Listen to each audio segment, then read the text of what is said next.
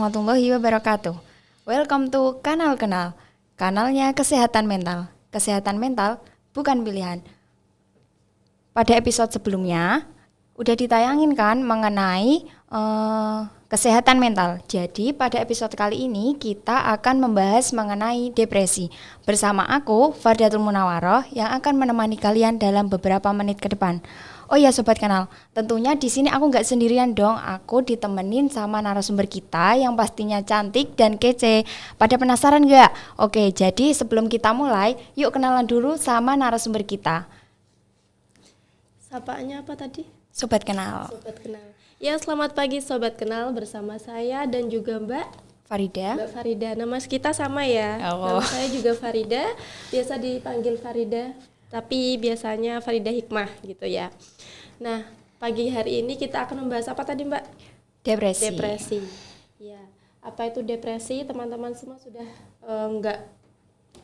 nggak asing ya lagi, dari kata-kata depresi ini. Depresi itu adalah hal yang sebenarnya itu sangat riskan. Yeah. Dan depresi ini itu memang ada beberapa jenis-jenisnya, tapi kita nggak perlu membahas itu ya sepertinya. Nah, depresi ini akan terjadi kepada setiap orang, kepada setiap umur juga, baik anak-anak, baik remaja, dewasa, orang tua. Nah, depresi ini sendiri itu bisa mengganggu kesehatan kita, kesehatan pikiran, kesehatan hati, kesehatan mental, dan kesehatan fisik kita. Karena penyakit dari pikiran ini itu akan mempengaruhi fisik kita. Nah, apa yang akan kita bahas hari ini adalah depresi. Depresi itu adalah penyakit atau jangan nyebut penyakit deh, gangguan mental aja ya. Gangguan mental. Gangguan mental pada seseorang yang bisa menyebabkan hal-hal yang sangat berbahaya. Bisa jadi kepada bunuh diri. Nah, gangguan-gangguan depresi ini bisa dilihat dari teman kita atau seseorang yang murung, sedih, menarik diri dari sosial, terus juga susah tidur, terus ada peningkatan atau penurunan berat badan juga, dan di situ juga ada hal-hal lain yang sebenarnya mempengaruhi orang ini bisa mencapai titik di mana dia itu depresi, gitu Kak. Oh iya Kak, kan zaman sekarang kan banyak ya Kak mengenai seperti tadi yang sudah dijelaskan oleh Kakak bahwa ada kasus seperti sampai ada yang bunuh diri. Iya, betul. Seperti contohnya salah satu mahasiswa di salah satu universitas kan kemarin ada kasus yang mana mahasiswa tadi itu terjun atau lompat dari lantai 18. Wah, itu sangat berbahaya sekali ya Kak. Jadi untuk kasus itu menurut Kakak itu terjadi karena apa nih? Apa karena depresi atau ada faktor lain yang menyebabkan ya Kak? Nah, membahas seseorang yang bunuh diri, apalagi mahasiswa yang bunuh diri dari lantai 18 itu sebenarnya hal yang sangat menakutkan ya. Menakutkan sekali itu Kak. Dari lantai 18 soalnya. Nah, jadi seseorang itu bisa mencapai di mana dia itu bisa memutuskan atau mengambil pilihan untuk mengakhiri hidupnya dengan bunuh diri, itu memang sudah melalui banyak masalah. Dan kita juga tidak tahu apa yang sebenarnya terjadi kan, kenapa dia harus sampai memilih keputusan itu, padahal dia seorang mahasiswa yang seharusnya sudah wisuda. Wisuda adalah hal yang dinantikan oleh setiap mahasiswa kan. Nah, bunuh diri, apa yang penyebab dia bunuh diri itu bisa depresi. Pertama dari lingkungan, dari orang tua khususnya, dari teman, dan juga dari kehidupan pribadinya. Apa sih yang menyebabkan dia bunuh diri atau seseorang bunuh diri? Itu pertama dia mempunyai sakit yang mungkin tidak bisa disembuhkan dengan obat-obatan. Nah, depresi itu yang dia alami itu bisa terjadi karena ada sesuatu yang memang belum bisa disembuhkan, atau sesuatu yang tidak bisa dia utarakan, atau mungkin dia tertekan. Nah, di situ kita sebagai seseorang teman ataupun orang tua seharusnya kita bisa mengenali dong anaknya. Dan sebagai orang tua itu juga kalaupun mengambil keputusan kita juga harus memikirkan mental anaknya. Karena isu-isu dari mahasiswa yang bunuh diri itu juga karena orang tuanya kan. Yang Begitulah ya, kita nggak perlu membahas itu ya. Kita membahas depresinya atau penyebab bunuh dirinya mahasiswa tersebut. Seseorang yang depresi itu juga mempunyai hal yang apa ya, mungkin tidak terlihat oleh teman-temannya, masyarakat awam. Mungkin dilihatnya dia biasa aja, tapi dia menyimpan sesuatu yang sangat besar yang membuat beban pikiran dia nggak bisa hidup tenang, dan akhirnya dia mengakhiri hidupnya. Dan satu hal, dia nggak punya tempat untuk mengadu. Sekalipun mungkin dia punya Tuhan ya, tapi dia tetap butuh sosok untuk bercerita. Nah mungkin di situ dia nggak punya teman atau nggak punya seseorang yang dia percaya untuk dia mengeluarkan unek-uneknya itu, Kak. Berarti seperti faktor lingkungan, keluarga itu sangat penting sekali ya, Kak? Iya, itu sangat penting sekali. Keluarga itu adalah rumah yang seharusnya menjadi tempat ternyaman seorang anak. Seorang anak itu harus bisa mendapatkan kenyamanan di rumah. Ketika dia mempunyai masalah, berarti dia larinya harus ke rumah, minta tolongnya ke rumah, khususnya kepada orang tua atau ibu yang pertama. Harusnya seperti itu. Jadi orang tua harus bisa menjadi seorang ibu, seorang ayah, terus menjadi seorang teman curhat, teman bermain, atau menjadi kakak, menjadi adik. Orang tua itu harus menjadi sesuai apa yang seharusnya anak itu dapatkan gitu. Berarti kalau ada orang yang kayak gitu, kita itu harus lebih terbuka lagi kepada keluarga kita. Iya. Itu sih sebenarnya kalau masalah terbuka atau tidak itu tergantung keterbiasaannya ya, dari kecil dia dididik di gimana gitu. Karena terkadang ada orang tua yang memang mendidik disiplin, nggak boleh ini, nggak boleh itu. Nah dari awal itulah nanti seorang anak ke depannya akan terbentuk, aku kalau begini nggak boleh deh sama ibu sama bapak gitu. Nah itu adalah hal yang akan membuat anak takut untuk menceritakan sesuatu yang seharusnya dia ceritakan kepada orang tua, karena orang tua seharusnya menjadi orang paling nomor satu yang dipercaya oleh anak. Harusnya seperti itu kan. Nah kalau ketika anak itu tidak percaya sama orang tua, maka dia akan mencari pelarian lain, tempat lain untuk bercerita. Nah itu hal yang bahaya. Kalau nggak ada orang buat cerita, buat mengadu apa masalahnya, itu berarti sangat itu ya, Kak. Maksudnya dia nanti kalau depresi menyebabkan banyak hal yang takut terjadi gitu. Iya, karena kita sebagai manusia jangan menyimpan masalahnya sendiri. Kapasitas kita itu mempunyai memendam masalah sendiri itu akan memberikan dampak yang buruk pada kita. Pertama stres. Nanti dari stres ini akan menimbulkan depresi. Depresi ini kalau kita tingkatannya udah, kan ada depresi mayor, ada depresi lain itu. Nah itu akan menyebabkan kita susah berpikir dan akan mengurangi IQ juga sebenarnya, mengurangi konsentrasi, mengurangi hal-hal yang ada di kehidupan kita, memperburuk suasana hati kita, dan itu juga akan mempengaruhi kegiatan-kegiatan sehari kita, pekerjaan kita, tugas-tugas kita gitu, Kak. Oke, terus selanjutnya kan ada pertanyaan gini, Kak. Apakah depresi termasuk jenis kesehatan mental yang akan terus dimiliki oleh seseorang dalam seumur hidup? Jawaban saya bisa jadi sih, karena tidak semua orang itu mau diobati. Ada beberapa orang yang kamu itu sakit, kamu itu depresi, kamu itu stres, kamu mempunyai sakit yang belum tersembuhkan. Oh tidak, saya baik-baik saja. Dia terus menyangkal. Terus ada beberapa orang yang merasa saya harus ke psikolog, saya harus ke psikiater, saya harus punya teman curhat, karena saya nggak bisa ini, punya masalah seperti ini saya pendam sendiri, saya nggak bisa. Nah orang-orang seperti itulah yang dia akan sembuh, dia akan bangkit dari stres, dari depresi, dari kemurungannya dia. Tapi juga ada beberapa orang yang dia tahu kalau dia depresi, tapi saya nggak mau diobati. Ada yang seperti itu juga. Nah, jadi stres atau depresi itu bisa dimiliki seseorang seumur hidupnya kalau memang dia tidak mau bangkit dari depresi itu. Berarti selama dia hidup itu akan selalu tertekan dengan itu tadi ya, Kak? Iya, dan seharusnya kita itu sebenarnya bisa loh memanage diri kita sendiri untuk menyembuhkan kita sendiri dari depresi.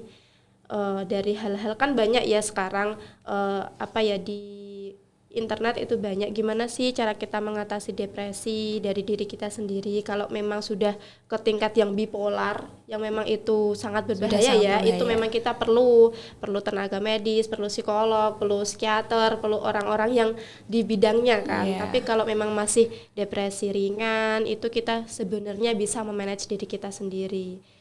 Kayak contoh kita harus menyibukkan diri dengan hal-hal yang baik, kita memperbaiki ibadah kita mendekatkan diri kepada Tuhan kita, terus kita juga melakukan hal-hal yang bermanfaat, dan sebisa mungkin kita itu menata diri kita, hati kita, pikiran kita untuk kita harus tetap maju. Gak mungkin aku di sini terus. Saya tahu aku sakit hati, kan? Saya tahu saya ini capek. Tapi gak apa-apa, hari ini aku istirahat. Besok aku harus bangkit lagi. Sekalipun malam ini, hari ini saya harus menangis sampai mungkin air mata saya habis, tapi besok saya harus bangkit lagi. Nah, kata-kata motivasi atau kata-kata semangat untuk diri kita sendiri, itu adalah hal yang sangat penting sebenarnya. Dan penerimaan atas diri kita, atas masalah kita yang kita alami, itu juga penting. Karena ketika diri kita tidak menerima masalah itu yang akan menyebabkan kita depresi. Kita akan menyalahkan diri kita atau hidup kita. Kenapa sih saya harus seperti ini? Kenapa sih hidup saya harus seperti ini? Itu orang depresi, orang stres seperti itu. Dia selalu menyalahkan dirinya, menyalahkan orang lain, menyalahkan takdir. Mungkin dia bisa disalahkan loh. Padahal takdir udah ada yang menciptakan. Gitu Kak. Terus itu Kak, apa saja sih yang menyebabkan yang bisa menyebabkan terjadinya sebuah depresi itu? Nah, kembali lagi ya pertanyaannya, ya kita membahas lagi apa sih penyebab depresi. Yang pertama itu juga bisa dari diri sendiri, kedua bisa dari lingkungan, keluarga. Terus tempat kita kuliah atau sekolah mungkin, atau tempat kerjaan yang banyak itu bisa depresi loh Kak. Oke. Nah, sebagai manusia itu juga kita punya kapasitas menahan rasa sakit ya. Dari lingkungan sekolah bisa atau kampus kita mendapatkan ejekan, bulian. Nah, itu kalau kita tidak bisa menerima atau memanage dengan baik sesuatu yang masuk ke hati kita, nah itu juga bisa jadi depresi. Kenapa sih mereka ngejek aku? Kenapa sih mereka begini?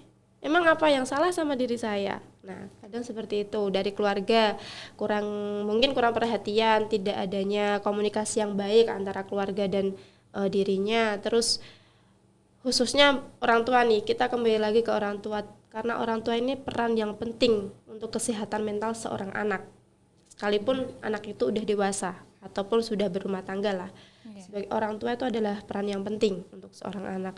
Nah, ketika orang tua tidak mempunyai komunikasi atau cara yang baik untuk menjadi orang tua kepada anaknya, karena setiap anak meskipun dari satu keluarga kan karakter anak beda-beda ya. Nah, itu terkadang kan menjadi perselisihan paham juga. Kenapa sih ibu lebih sayang ke dia? Kan aku juga anaknya. Nah, kadang seperti itu juga hal terjadi. Jadi sebagai orang tua harus bisa memposisikan diri, meskipun itu nggak mudah gitu. Dan itu juga pesan-pesan untuk teman-teman semua yang akan menjadi seorang orang tua, khususnya ibu dan ayah. Nah, tadi itu ada pesan dari kakak narasumber kita. Oke, untuk selanjutnya apa saja sih Kak yang dapat menjadi gejala dari orang yang depresi tadi? Gejala ya? Iya, gejala. Gejala orang depresi tadi udah saya singgung di depan. Pertama, dia itu merasa murung atau sedih berkepanjangan, terus bisa menangis secara tiba-tiba karena memang ada sesuatu yang dia simpan, terus menarik diri dari sosial, terus ada juga dia susah tidur atau insomnia, dan ada penurunan atau kenaikan berat badan, salah satunya itu. Nah, itu gejala-gejala dari seseorang yang depresi. Jadi ketika ada teman kita yang pendiam di kelas, jangan diabaikan. Kasihan. Ya, kita harus lebih banyak ngasih perhatian kepada teman-teman kita ya Kak. Kalau memang mereka yang nggak bisa berbaur dengan kita harus proaktif dong. Karena dia kan teman sekelas, anggap aja dia keluarga. Satu kelas ini adalah keluarga. Harus kita anggap seperti itu. Kita harus bisa merangkul semuanya. Jangan sampai ada yang tertinggal. Karena dalam satu gedung, satu bangunan di dalamnya itu adalah kita harus menganggap dia sebagai keluarga kita. Jadi ketika ada teman kita yang pendiam yang mungkin dia murung atau dia nggak mau berbaur sama teman-temannya, kita ajaklah, ayo gitu, jangan dibiarin aja. Karena saya punya teman seperti itu dan akhirnya dia mempunyai percobaan bunuh diri sudah 2 kali. Itu sangat menakutkan ya, Kak. Iya, dia orangnya pendiam. Ya dikatakan orang-orang, alah wong dia itu susah diajak main kok. Tapi kita nggak tahu apa yang terjadi sama dia. Berarti kalau ada kayak gitu harus dari temannya tadi yang Iya. berusaha Ya ketika itu itu di mendekati lingkungan sekolah atau di lingkungan kampus, ya. Terus lalu siapa saja sih, Kak, yang nanti itu beresiko terkena depresi? Orang-orang yang beresiko terkena depresi. Orang-orang yang bisa terkena depresi itu bisa dikatakan semua orang sih. Anak kecil pun itu juga bisa depresi loh. Anak kecil tuntutan, balik lagi tuntutan dari orang tua. Sekolah, kamu harus sekolah yang pintar, kamu harus begini, kamu nggak boleh begitu. Nah, hal-hal tersebut itu juga memicu anak-anak menjadi depresi. Nah, bukan hanya anak-anak, remaja. Dari kasus bullying, sekarang banyak loh kasus bullying yang menyebabkan anak-anak SD itu sudah bisa bunuh diri. Anak SMP udah bisa bunuh diri, apalagi anak SMA, banyak sekali itu. Bahkan mahasiswa itu juga yang katanya orang berilmu, orang yang tahu, orang yang udah dewasa yang bisa menata hidupnya. Tapi ketika mereka sudah di titik depresi, mereka buta. Mereka itu bingung, aku harus gimana? Dan akhirnya ketika mereka tidak mendapatkan jawaban dan tidak mendapatkan arahan, ya sudah, aku memilih bunuh diri. Berarti gejala depresi itu nggak melihat umur, nggak melihat usianya. Betul. Bahkan kata orang yang depresi yang sudah sembuh, mungkin ada kata-kata kan kayak gini ya. Kalau bunuh diri itu memang dihalalkan atau diperbolehkan, mungkin populasi manusia di dunia ini akan semakin berkurang setiap harinya. Iya kan? Karena bunuh diri itu jalan yang pintas mungkin bagi mereka untuk mengakhiri rasa-rasa sakitnya dan permasalahannya. Oke. Kemudian lalu siapa saja sih, Kak, yang orang yang bisa dikatakan mengalami depresi, itu ciri-cirinya bagaimana? Nah, ciri-ciri orang depresi ini hampir sama dengan gejala dia depresi. Mungkin kalau yang terlihat oleh kasat mata atau terlihat oleh orang awam itu ketika dia itu memang benar-benar menarik diri dari sosial. Dia diam di rumah ataupun dia tidak melakukan kegiatan-kegiatan sehari seperti yang sebelumnya dia lakukan. Dia lebih banyak tidur mungkin, dia lebih banyak diem. Nah, itu ciri-ciri orang yang seperti itu, orang-orang yang mengalami depresi itu kita harus proaktif ya, kita harus mendekatkan diri kepada dia, tanya kenapa atau ada apa, mungkin mau ada yang diceritain gitu, biar itu dia itu merasa tidak sendiri, karena bahaya orang depresi kalau merasa sendiri gitu. Berarti kalau ada orang depresi itu seharusnya itu dia sebisa mungkin aku harus ada kegiatan gitu biar aku nanti nggak ada kepikiran gini, nggak gitu. Iya. Nah, itu orang yang paham ya, maksudnya sadar akan aku ini lagi stres, aku lagi depresi, nggak apa-apa, aku istirahat sekarang, tapi besok aku harus bangkit seperti yang aku katakan tadi di depan. Nah, aku harus mempunyai kegiatan nih untuk melupakan sejenak masalah-masalah aku, sekalipun nanti keinget lagi, tapi nggak apa-apa, yang penting aku tetap produktif gitu. Untuk orang yang kena depresi itu apa saja sih yang tidak boleh dilakukan? Itu yang tidak boleh dilakukan sama teman-teman yang lagi depresi. Pertama, jangan menyendiri, jangan melamun khususnya. Terus kalau memang dirasa dia depresinya udah aku nggak bisa nih, aku nggak kuat, sesegera mungkin ke tenaga yang memang atau ke orang-orang yang di bidangnya, ke psikiater, ke psikolog atau ke ke konselor juga bisa, atau mungkin kalau tidak bisa menjamah ke sejauh itu, kita bisa ke teman. Atau bisa hal yang pertama kita lakukan cerita ke orang tua, ke ibu. Bu, aku lagi begini loh. Aku butuh pelukan, aku butuh sandaran, aku butuh tempat cerita. Nggak apa-apa kita bilang seperti itu sama orang tua. Orang tua itu akan selalu mengerti kok apa yang kita rasain gitu. Nah, sebagai seseorang yang depresi, jangan sampai melakukan hal-hal yang membahayakan atau menyimpan benda-benda tajam, itu jangan sampai. Terus teman-teman yang mungkin sudah merasa depresi, sudah merasa stres, harus sesegera mungkin dia mengeluarkan apa yang dia rasakan. Atau mungkin bisa pelariannya dia untuk meluapkan emosi itu apa? Meluapkan sakit hatinya itu apa? Semisal ya, kalau menangis, ada beberapa orang kalau capek itu nangis nanti capeknya hilang. Kalau ada orang punya masalah nangis nanti sudahlah masalah nanti berlalu. Nah itu aja, nangis sejadi-jadinya nggak apa-apa. Kalau itu memang bisa melegakan. Gitu. Oh iya Kak, kalau seandainya ya diri kita itu mengalami gejala depresi, nah apa yang harus kita lakukan atau kita mengobatinya atau kita gimana itu? Dianalisis dulu. Berarti kita kalau mengalami, kita itu harus menganalisis diri kita dulu. Iya, menganalisis diri kita sendiri. Nah, dan kita harus mengenal diri kita sendiri itu siapa sih kamu itu gitu. Kita harus mengenal apa yang kita suka, apa yang kita nggak suka, apa yang membuat kita sedih, apa yang membuat kita marah, apa yang membuat kita jengkel. Kita harus tahu itu, apa yang aku suka, apa yang ingin aku lakukan, apa hobi saya, apa kemampuan saya, passion saya di mana. Nah itu adalah hal yang penting, kita harus tahu diri kita dulu sebelum kita mengenali orang-orang yang depresi ya. Kita harus kenal diri kita dulu, kita ini siapa, kita ini gimana, diri aku ini seperti apa sih. Kita harus kenal sama diri kita. Kalau kita nggak kenal diri kita bahaya gitu. Kita harus tahu kekurangan kita di mana, kelebihan kita di mana, tapi jangan sampai insecure sama diri kita sendiri. Oke, ini selanjutnya Kak. Untuk pertanyaan terakhir, boleh dong Kak sedikit pesan buat sobat kenal di luar sana yang mungkin lagi mengalami fase depresi. Nah untuk semuanya ya, dan khususnya kita berdua juga, kita kan juga mungkin bisa depresi kan. Nah untuk sobat kenal di luar sana, bagi teman-teman semua yang sedang mengalami depresi, aku yakin kalian itu kuat. Aku yakin kalian itu bisa melewati semua masalah dalam hidup kalian. Kalian itu berharga.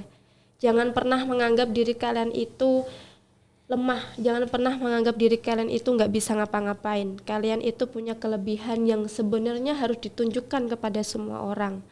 Kalau mungkin di luar sana teman-teman sedang mengalami depresi, stres, ataupun teman-teman merasa sedih, nggak apa-apa, dirasain aja. Tapi jangan sampai berlarut-larut.